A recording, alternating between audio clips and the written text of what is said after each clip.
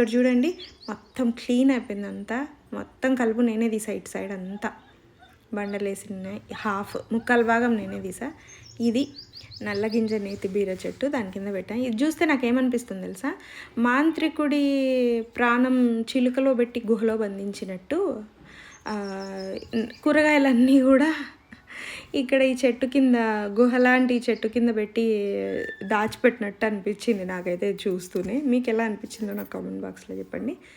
ఇక్కడి వరకు అయితే నేను కలుపు అంతా క్లీన్గా చేశాను. ఇంకా ఈ ప్లేస్ నుంచి అటు పక్కకి అంటే దాదాపు ఒక 4 లైన్స్ వరకు ఉందన్నమాట. సెక్షన్స్ వైజ్గా ఉన్నాయి కదా మనవి.